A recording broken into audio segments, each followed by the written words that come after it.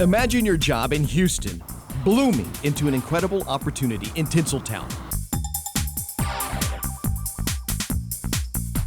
A place where ritzy roadsters cruise under palms stretching to the heavens. From the sand to the glitz and glam, Los Angeles is fueled by vibrant color, mind-bending creativity, and its major economic driver, prominently displayed on a hilltop.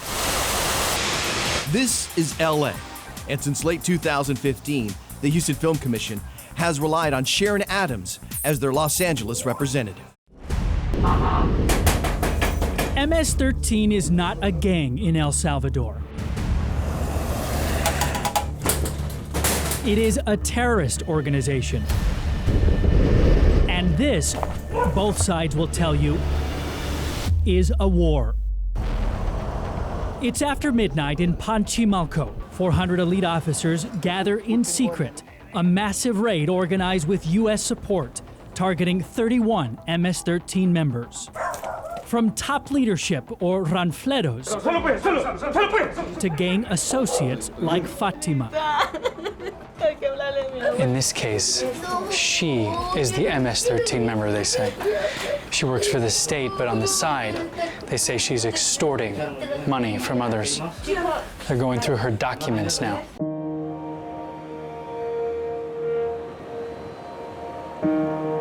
How do you measure a life well lived?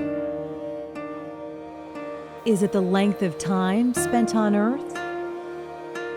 The number of lives you touch? Or moments that make a difference?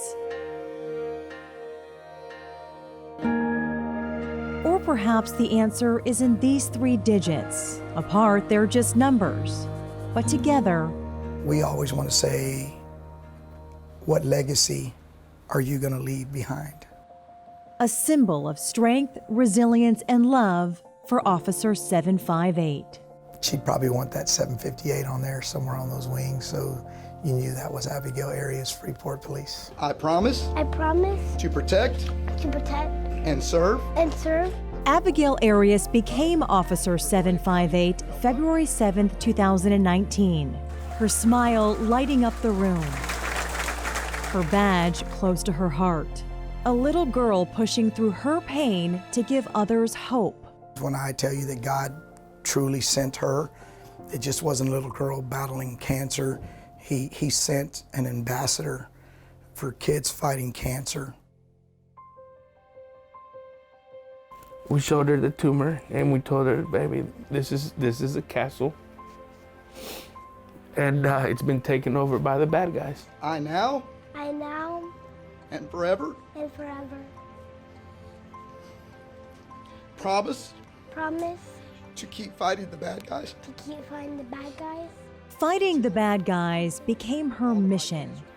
You saw a strength in her that I've never witnessed in a child before. Abigail Strong, for herself and for other children with cancer. Good morning, everybody. Chief Ray Garibay here. So I'm just 758, and I wanted to bring someone special. This is my new dog, Rocky. Why are you making that face? She was just amazing. I mean, just automatically I knew I fell in love with her the minute I laid eyes on her. 911, what's your emergency? An emergency spilled about a Fifth Ward parking lot. A dice game believed the beginning of what would be Earl Perry's final moments. A dice game, the focal point of one deadly dilemma. Mr. Burks, how are you? One for which Lamar Burks has done hard time. Nearly 19 years for murder. Convicted of a crime Burks says he didn't commit. Couldn't have committed, he insists. Did you at all even know Early Perry? No. Never seen the guy, never met him a day in my life. June 30th, 1997, the parking lot of T's Restaurant, the scene, the after-hour spot for food after a night out across Cavalcade Street at Mr. A's Club. That's where a group stopped by for a dice game, Earl Perry among them, and after a disagreement, bullets flew. Perry was shot 3 times, according to his autopsy, the fatal blow to the back. Where were you? Well, I was in Louisiana, in Louisiana, en route to my sister's wedding. Burks's alibi hasn't changed since his first arrest, shortly after the killing, although prosecutors eventually dropped the charge after their sole witness said it was a case of mistaken identity. So how did they circle back to Burks? Seems a larger, more complex tale strings that together. Burks claims a crooked DEA agent locked him up. Now others who say they were there that early morning support his claims. Had you heard of Chad Scott and Jack Schumacher prior to your case? Sure, I mean, their names were in the street, you know, you couldn't, you know, especially in the hip-hop community. In the 1990s, the hip-hop community thrived in Houston, and none moved the needle more than Rap-A-Lot Records. Burks was right in the middle of it, with his own label. I started in 1992. Direct to Hobby, 4252 Golf. She made sure that everything was perfect. In June 2016, 46-year-old Dana Gray, her husband Tony, and his brother Jerry were on a mission. Jerry and Tony's dad was in the hospital in Houston. The plan was for Dana Gray, a pilot with more than 300 hours experience, to fly the trio from their home in Oklahoma to Houston Hobby. That's the thing about Hobby. It can be a busy commercial airport. Unfortunately, these controllers at Houston Hobby don't have the training that we had years ago in sequencing and spacing. Yeah, and actually I might end up sequencing you behind that traffic. It's on 4 miles a minute. It is going to be a little bit tight. Since big planes fly faster than small planes, spacing is critical, and in this situation, a repetitive problem. Yeah, I got traffic behind you, just go around. Within seconds of first contact with pilot Dana Gray, Hobby's tower disregards not only a best practice, but a written letter of agreement. Compliance with that letter of agreement is mandatory. That document mandates that missed landings, so-called go-arounds, be transferred to another set of air traffic controllers across town, who specialize in sequencing planes for landing. But they didn't do it. They did not have any idea what they were doing. Yeah, I'm just getting goosebumps again, just thinking of it. We'll either do 4, or we might swing you around to 3-5. Ma'am, straighten up, straighten up. They killed my family, honestly. They killed my family. 3 separate Hobby air traffic controllers, one of them in training, gave pilot Dana Gray complicated, confusing, even conflicting landing instructions. Make a turn left heading 30 degrees. That's the trainee controller telling Gray to circle back left during her first go-around. But seconds later, a different voice, now the trainer, wonders why she's headed left. Did you want to follow the 737 runway 4? One hand doesn't know what the other one's doing. So am I turning a right base now, 4252 Golf? We're 5-2 Golf, Roger. Just maneuver back for the straight in. I don't know which way you're going now. The pilot is ultimately in command of their aircraft. If they can't comply with ATC instructions, they are to tell the controller that. After 16 minutes, 3 go-arounds, and a shift change, now a third Hobby controller. 5-2 Golf, you have runway 35 in sight. But pilot and tower are just unable to come together for a safe landing. Straighten up, straighten up. She bends that thing over and goes straight into the parking lot. Mayor, what is your relationship with Marvin Agumagu? I have no idea what you're talking about. It's a simple question for Mayor Sylvester Turner. Simple, but important. Because Marvin Agumagu is someone Mayor Turner knows and has taken care of. Signing off on a $95,000 a year internship for Agumagu at the airport last fall. That's right, $95,000 a year with benefits for an internship. Before we lay out how it happened, let's show you how the mayor and Marvin are connected. Personnel records show Agumagu was a City Hall intern. He also worked in the office of late council member Larry Green. Photos and videos reveal Agumagu had insider access. Marvin from Nigeria, also on my staff, working at the airport system. Here's Agumagu next to the mayor at a charity basketball game. There's Mayor Turner, the rapper Drake, and Agumagu, handing Drake a city honor on the mayor's cue.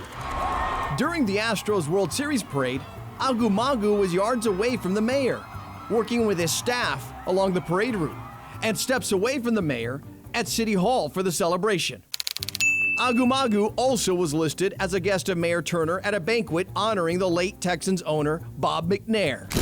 But Agu Magu was looking to land something bigger. On September 12, 2018, months after his previous internship with the city ended, he wrote to Andy Icken, the city's chief development officer, a key member of the mayor's inner circle. Per Mayor Turner's request, I am sending you my resume for your review. Icken forwards the email to Airport Director Mario Diaz, asking point blank, could you develop a position? 5 words, key to what we uncovered. Could you develop a position?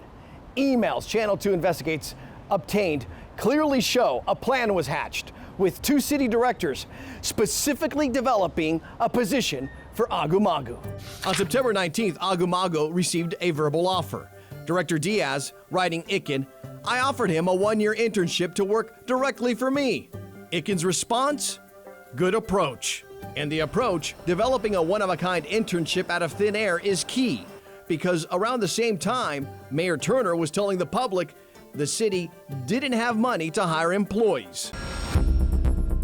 It was the week of July 16, 1969. I got out of the car and I thought, you know, we have trained so long. And I thought, okay, this is the day we're going to do it. So let's do it. Tough and competent. We became hard, still hard. Teamwork and diligence. You've never seen teamwork like you have until you work at NASA. Duty and determination. We knew we were going to go all the way. Commander Neil Armstrong made it clear this was for everyone. And the last line says, we came in peace for all mankind. I think that's precisely what we mean. T-minus 15 seconds. Guidance is internal. On July 16th, on historic launch pad 39A at Cape Canaveral, the Saturn V catapulted the spacecraft to a maximum velocity of 25,000 miles per hour. Every second, it meant that those humans were going faster than anyone had ever gone, and that they were leaving the Earth. Columbia, Houston, we'll have LOS at 101. Around 100 hours into the flight, after successfully entering lunar orbit, Armstrong and Buzz Aldrin transferred into the snug lunar module. LM looks to be in pretty fine shape. Not all we can see from here. Command module pilot Michael Collins stayed in Columbia, orbiting the moon, ready to help. Listen, Dave, everything's going just swimmingly. Beautiful. Great. We're standing by for Eagle. Collins' role was critical. He was their lifeline should things go wrong. But with failure not an option, it was time. The descent was roughly about 12 minutes long, and it was a battle. Verify that both S-band breakers are in, over. Communicating with the astronauts was Capcom controller Charlie Duke. It was really tense in mission control. As the closer we got, the more tense it became. Painstaking calculations and razor-sharp checkpoints. Mission control hung tough. Are we going to get the landing radar? Because the crew was descending to the moon with information we provided them from the ground, which could have been several thousand feet in air. The way they flew, Neil was looking out the window all the time, and Buzz was reading altitude and speed and things like that to him. The crew was landing long, headed towards a crater. Then 1202 alarm. You know them so well that you know inherently by the tone of their voice and everything like that, that what's going on. Give us a reading on the 1202 program alarm. An unfamiliar alarm. The computer was basically running out of time to do all the functions it had to do. We're going, that alarm? Laid the burden upon me to say, do we have enough data to continue? With little time to troubleshoot, Guidance Officer Steve Bales made the call. It was just a nuisance alarm. Roger, we got you. We're going, that alarm. But now the crew was running extremely low on fuel. We're moving towards our abort limit, but we'll watch it pretty close. Eagle, Houston, you're a go for landing, over. But then 1201. Roger, 1201. Same type, we're go flight. Okay, we're go. We're go. Same type, we're go. Another nuisance. But the relief was short-lived. They had less than a minute before they ran out of fuel. 60 seconds. Are they going to make it? Are they going to make it? Picking up the 30 seconds. In mission control, we have handles on the television in there. You grab that handle and you're holding on for life.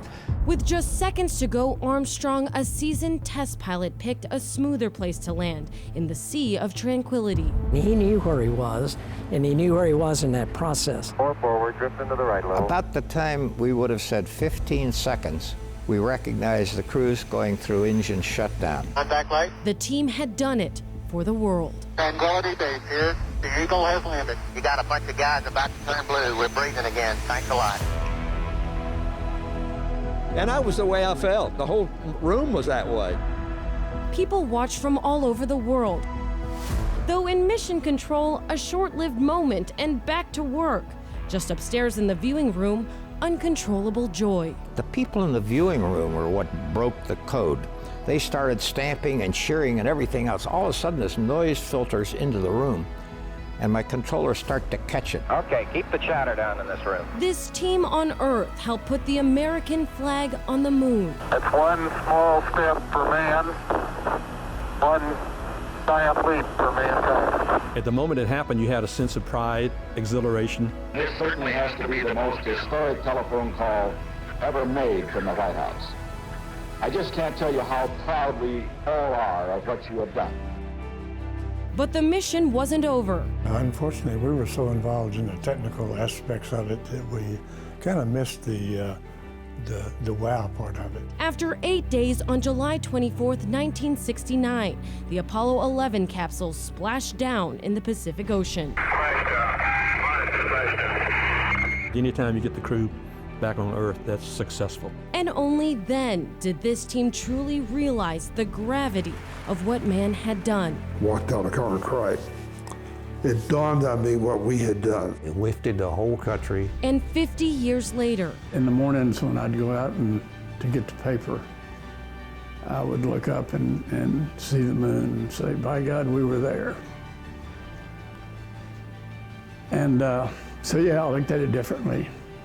This is a very precious time for, I think, everyone in the room, because we'd like to do it over again, only join the rest of the world celebrating the landing.